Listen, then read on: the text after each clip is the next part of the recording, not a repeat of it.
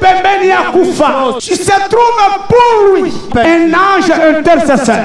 Ce soir, je suis venu me présenter devant vous comme un ange intercesseur. Aujourd'hui. Miracle ne domaine na yo. Utato sosola kobange silaye. Koboti sabi komba domaine na yo Yesu.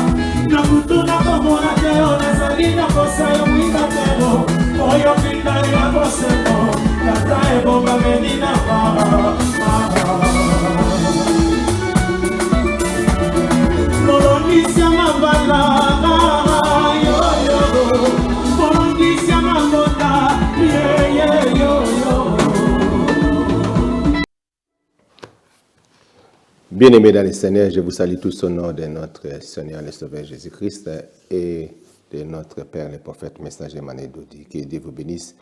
Merci Nabandeko, nous sommes toujours en Nous sommes là ici à la télévision sur Sky 711. Nous sommes là chaque samedi de 13h à 13h30. Alors Bandeko Lelo, dans le live, mais c'est un canal parce que nous avons un témoignage, nous avons la sabat, nous avons la mais bon, autant on a montré. Bon, on a besoin Hollande. Alors nous sommes dans la préparation. Il y a fait, il y a première gerbe. Bien aimé, nous avons invité Batu, Boya Belé Mukoloana, Boya Rosa, guérison, Nabino Boya Rosa, c'est dont vous avez au Bozoluka. Alors avant cela, on a un spot Oyo.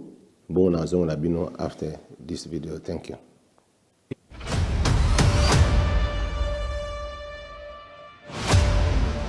L'Église universelle pentecôtiste charismatique, ministère des affranchis, fondement prophétique du relèvement de l'Église corps de Jésus-Christ que dirige le prophète messager Emmanuel Dodi, célèbre ce 23 mai 2025, la fête des prémices, ou de première gerbe de la moisson selon Lévitique 23, 9-12.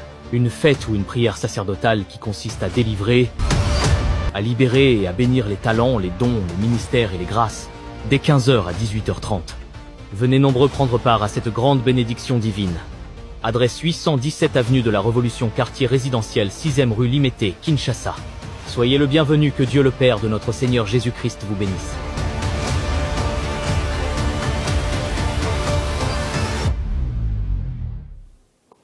Bien-aimé dans le Seigneur Bolandi Sportswana, boya belé alors nzambe akoyeba kopambola bino, nzambe akosala ya minene na kati ya bomwana bino. Bien-aimé, naza na témoignage mo nazolakisa ya sœur moko na kati na église sœur Anne. Sœur wana mwana na ye a souffrir na maladie ya misu, donc misu kufa ki donc nazo pesa moi explication mo muke parce que le penda donc fallait na le ndena ba fana le kate pour fallait ka témoignage mo bimba et les cas, mais les gens batumsi ba benga mais non parce que les cas ka expliquer, voilà pourquoi nazo expliquer moi ndambo mage ba sali kuna pe ba expliquer ki témoignage on est choqué ngai. Et je comprends pourquoi, parce que na moni comment est-ce que l'homme de Dieu au bout moni na télévision les prophètes de Manedo d'azo ça là pas miracle ko big sabatu. Donc dena loba ke aye na ba message ya sika. Ce qui a zala kité na yebité bomuna maman wana paso a souffrir na mwana na ye. Akena ba hôpitaux a BBC bambongo aza veuve, femme veuve. Avivara na bana na ye, mwana na ye a beli maladie moko ozomona, maladie moko satanique diabolique ezaki pene ute pa nzambe te. Senga eka ke mutoyo oza na puissance ko leka diable po bikisa ye. Voilà pourquoi Monica Randengazo qui est traitement, azo bebisa ba $100, ba $80, ko kende pourtant ça la kapenda te azo débrouiller donc ça qui passe à souffrir mais moi na changement ça la maté. Yango na za témoignage nazo la sabino botala. Bien aimé. Au début na monde na ko loba te. So nazo loba na tina ya notre père le prophète Emmanuel Dodi nazo loba parce que naza témoin okile ya komuna makamba malamu o azosala na vie ya bato. Naza témoin oculaire ya komona ba miracle azosala na vie ya bato. Naza témoin oculaire ya komona de bonnes choses o azosala. Donc il est vraiment venu pour délivrer les captifs, pour sauver makamunyo surtout oyo bato balukaka. Tala na ebiso ke mwana mwasi wana soki ezaki na l'église mususu. Mais nga balia ye mbongo na niveau osakana te. Et puis bambongo bana obebisa na hôpital wana banga balia ye bambongo mais et l'église kuna basenga mbongo te mais l'offrande mwana ana pesa tant ba yibisa ke na sandali na bi non moni requête zo pesa mwana yo pour que ne bien ezala bien kotsa mwa libonza ezala nengwana so za libonza te de fata libonza azaika na 4000 francs bien aimé 4000 francs eza même pas $5 à cause 4000 francs na ye na carte enveloppe wana aki apesa pas prophète prophète aboya quitter 4000 francs $5 te na ibite ko so pesa $1 4000 francs kaka à côté ici prophète atali et puis apesi atali donc tant il ata soka lobi tant azo tala mbala mo azo sa solution ayebise que dans une semaine dimanche wana mo na mona bien aimé ezalika netije mais miracle salami netije mais moi na pe abiki netije mais moi na pe donc a combien de bonnes moi na ndenga zana moi na komi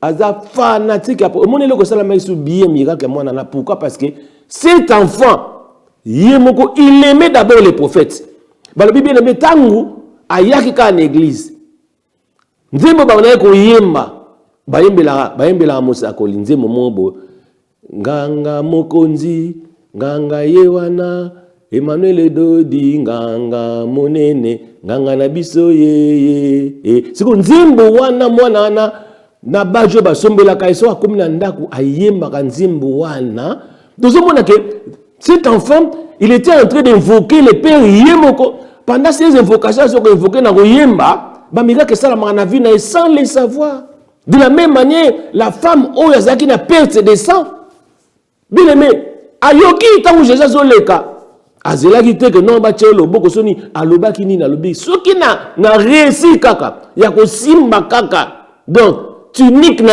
wana te malade na ngana obika bien aimé de la même manière mwana wana apesa maman na ye ba espoir ayebisa ma même temps ba kena écoute pas docteur ayebisi que mwana na armona te ya bina mama kolanda makambo wana docteur alobite na hormona bien aimé bolanda bon sima so on a besoin de la full à côté na chaîne na prophète Emmanuel Dodi TV na YouTube au ta la full na la sabino moi extrait bon on a zonga la bino after this video God bless you thank you bye bye mwana wa batinda kina poto médecin a déclaré yeko komona kate sana mwana wana akomaki avec awatozolo ba mise fungwami Yesu kolo Alléluia, mettez oui, alléluia. On y va bakenele bastade ba mindele ba ya ba bonke. Bisoto vivra ba miracle awa sans stade. Ba messe ba déclarer. Abota ba bien, abeli mwana komi amona kati. Ba messe ba lobi akomona kali susuti. La science a parlé. Deba koloba bolu kamutu mokona Kinshasa. Bolu kadodi. Boyana ye yaya basi tuka tu mwana wani komona ila sai brade la famille kombona Yesu ebangisa soki fane wana ye na mbula ngebeti bazali la famille là voilà c'est parti on déclenche le système to sobeta nzabeta avant to que le poto maman ato bati ya poto balobi to lingi miracle ya Kinshasa tozobetela nzambe na maboko ntango mama to tolingi yawa pena ya poto tolingi tokende poto bapoto balobi papa c'est tellement bon tolingana ba miracle so takitsasi. Amen. Yakana Maman Antona mwana Gladi Toluku. To beteli nzambe tata maboko. Botala bino bien. Même liso mususu. Botala bien. Qui a fait. Et la médecine l'a déclaré en communauté. Il y avait 15 ans de Astala Yaboui. On a combo na Yesu et Tosama. C'est tellement beau. Tellement beau. J'aime ça. Koyoka ba miracle ni Maman m'a dit, au Talingana sourire, il y a admiration. Yes, ma sœur, qu'il soit béni. Cet homme est digne d'être admiré. Quand on voit comment Dieu opère avec lui. Thomas Tosha, avoué, passé Gédéon. Bobo expliquer, et puis tu peux si maman, Nidé, Matinda Kié, Nakoya Baki hôpital, Nanyoso. Parce que pour eux, ça va gagner nini. Et Bamona commence, mon fou c'est. Et y'a. Maman a parfois ma sœur Bayaka, ma souris, ma touka, c'est rien que ça. J'espère que tu as passé mon colère, et mon copain, abandonné, trop détaillé. Si votre papa, papa, tu as un miracle, les autres, tu as Congo. Et nous sommes pas tous aux autres. Après, on a zongé dans le côté. Bon, non, c'est ça la bien. Nous sommes tous les gens qui ont un pote. Votre papa, on a dit, comment on a mis la pote, il y a poteau. Surtout les gens qui ont quitté. Si vous venez de composer, on y va.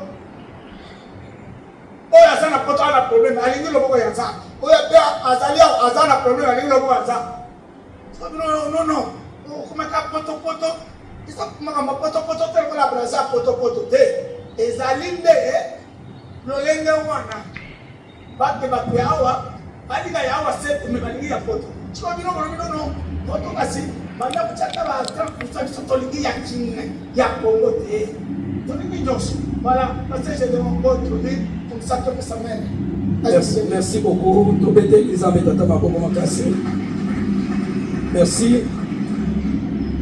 Maman Anto na mwana Gladi bazala qui recommandé à partir à Poto kolekela ndeko ya maman Anto parce que mwana bana kotungisa makasi et na kobela ya mwana selon ndenge toyokaki dans les détails maman na ye mwana oyo kobota mana ye ezakaka bitumba na ye ezakaka bitumba et mwana oyo akoya kobela belaki bakoya kopere abotamaki normal lokola bana nyonso abotamaki aveugle te abotamaki normal azomona azosala makambo nyonso mais maladie ayaki kobela ntango bakopere ye nde eyaki kodéclenche miso ya mwana ekufaka te ekufi etango miso na ye kufi ba maladie ebele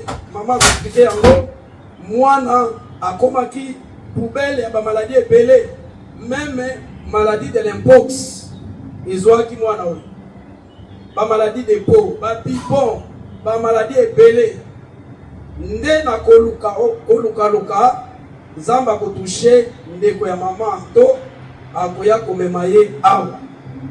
Alors tolingi mama Anto ye moko a expliqué biso ba étape par étape ndenge mwana bela ndenge bakoya awa na ndenge mwana koya kopika topesi mama Anto micro. À vous maman. Merci papa. Merci pasteur Josué. Merci tous pasteurs. Encadré na pasteur Josué de to encadra kaoyo jusqu'à ndenge to kontina na récital. Merci Église Mobimba na pesibino Shalom. Y compris maman Nangai Sandra, maman pasteur Aouta Kamunga Fula na Ebi Penza Kombote, maman Mokambi Aba mama bandai kosumanga na ba transport, merci. Église Mobimba, merci. Naye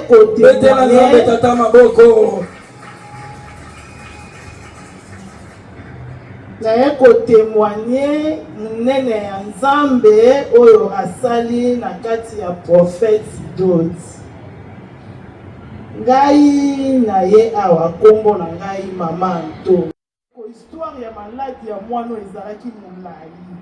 Na suka nde moni ya kosala grande sœur na biso aye kobenganga alobi Anto ozonyokwama.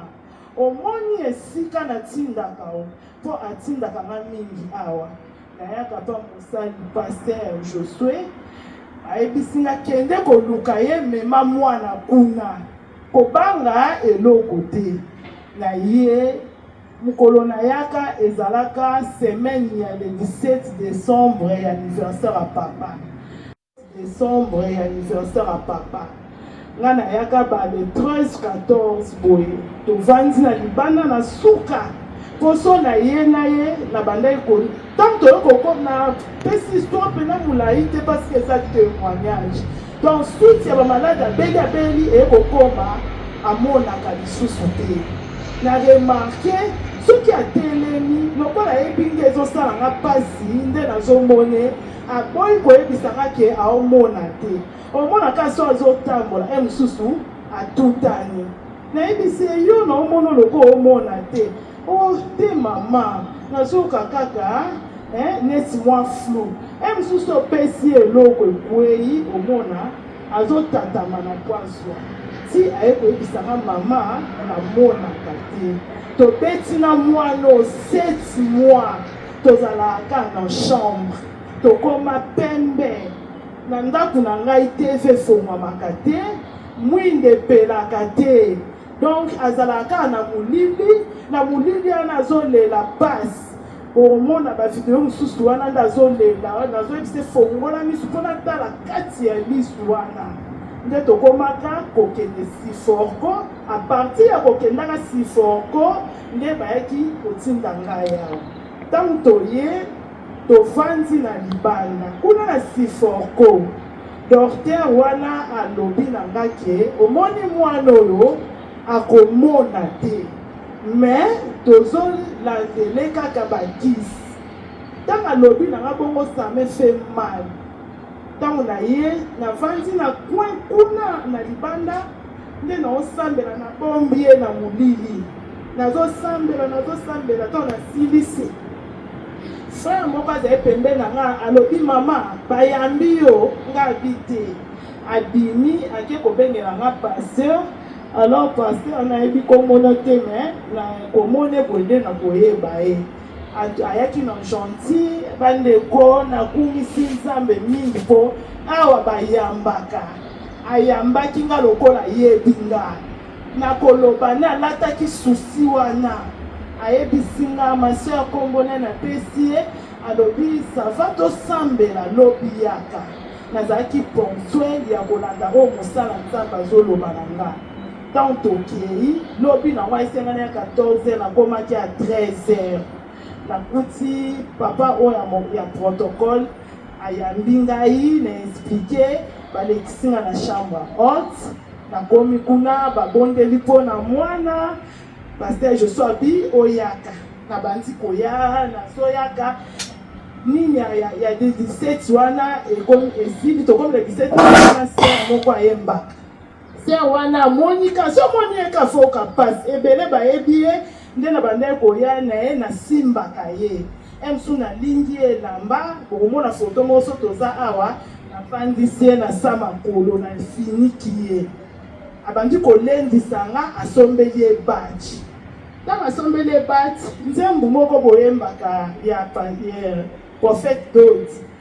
Na kompana pete ndakanga kango. Mbala moko akomi na ndaku koyembaka kaka sœur nga yambaki nga ya nasombelaka mwana baji. Abandi koyemba nzembu wana. Soso yemba ngo na omono mo so yembi alongoli elamba wana. Aena wana omona note aena salon omona so yemba pwani nga ko yemba ngala lise fo la kisanga nzembo ngala kanya ngote me yo kangi dans les 17 eleki tokomi na janvier tokoti nouvelle ligne ya liboso nga na kotelaka na kutelaka na nouvelle ligne na tozokende bata chambre haute baoyedenga na bapriere mama nanga protocole so na ye ayambi ngai aotiaka esika mopepe mpo azwaka mopepe tokomi wana mokolo mosusu na ye nazoleka na couloir tokende na chambre haute nakutani na mama Sandra na comprene pe te ya omona te me akangi mama Sandra.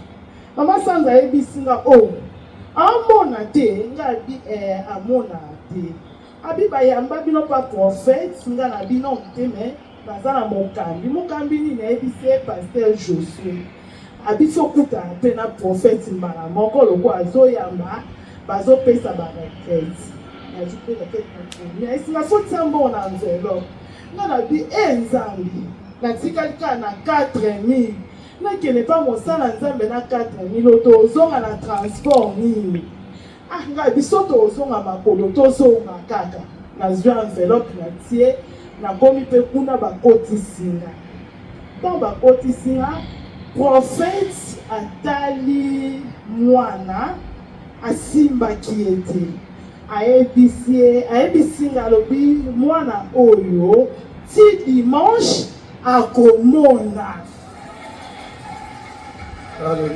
yo salaka kaka effort ata na liboso ya kaka na ye na simba ye na lopango nazalaki namemaki bato ebele tobandaki koya na bango alors na okende wana to après une semaine tokenda rendez-vous wana so mbongo moke au moins $100 ou bien $80 nakei tanto oyaka awa changement ezekotaka déjà docteur kuna ayebisinga mama oyebi ke mwana no o misu nekomi susu makasi koleka donc nga aza boye on dirait eza pasi ntango alobi bongo ma ya misu ekiti nakobelo abelaki papa na ye akufaka na maladi ya mokongo les mêmes maladi wana papa nakufaka na janvier donc bata wana esu ya janvier na oleka nango ye na maladi ya mokongo wana mpe esu ebandi ye atelemaka te donc nakomaki na kobanga ntango isu docteur ayekoloba na nga epesi nga kobanga nazobima na porte ya docteur nayoki na matoyi ngongo ya prophète azoyebisa ngai anto